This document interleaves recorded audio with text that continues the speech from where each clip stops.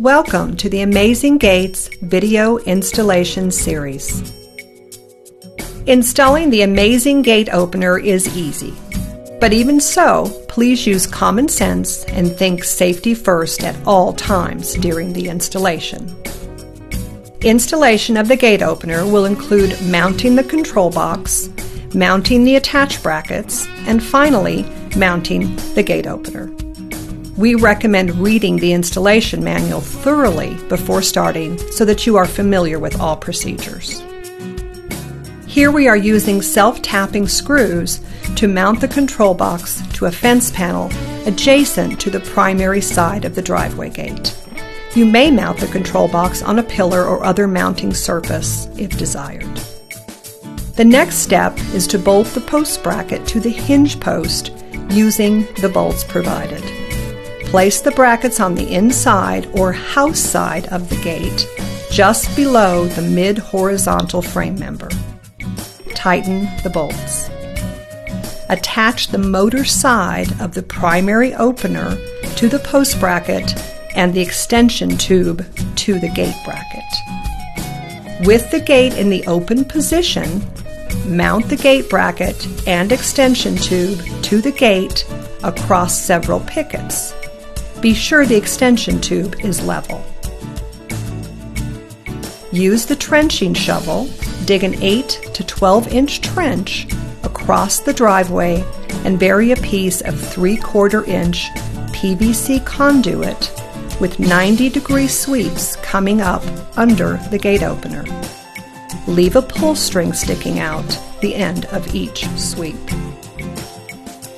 After mounting the secondary opener, pull the secondary side cable through the buried conduit so that it can be wired into the control box.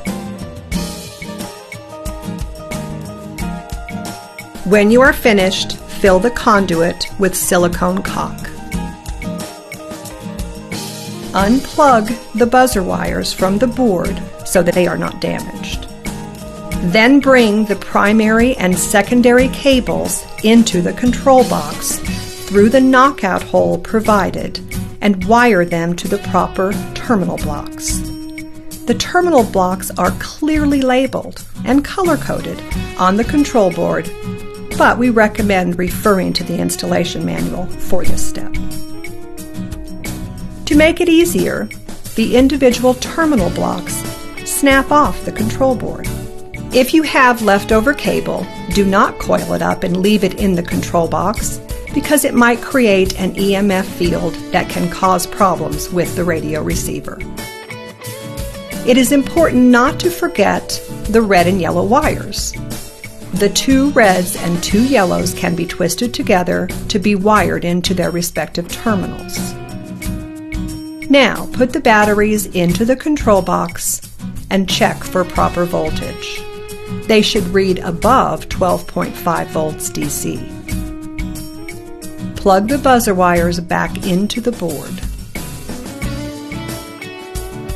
Insert the second battery and push the battery leads onto the battery. It is very important that you put red to red and black to black. Now, power up the openers by pushing the rocker switch located under the control box and then set the travel limits so the gates stop in the desired position. Remember, the gates have been in the open position up until now.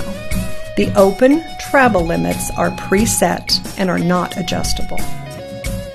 To set the closed limit, push the transmitter button and watch the primary gate close. When it gets to the exact closed position you would like, stop it by pushing the transmitter button again. Then push the Learn button at the top of the control board for 5 seconds. The limit is now set.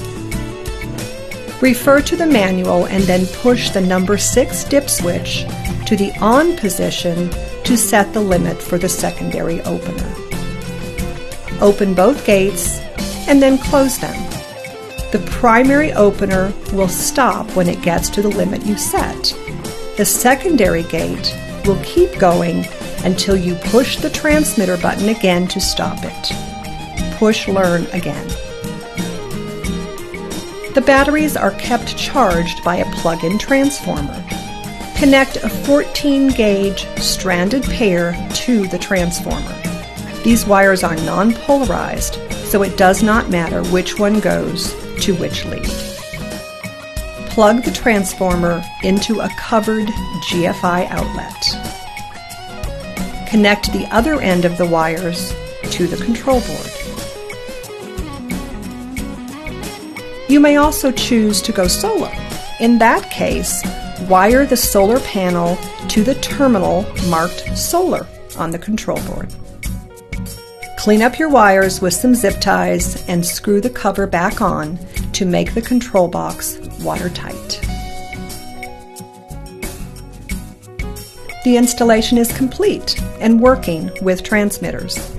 If you plan to activate the timer to close feature, then now is the time to install a gate reversing photo eye and any other access controls that you would like.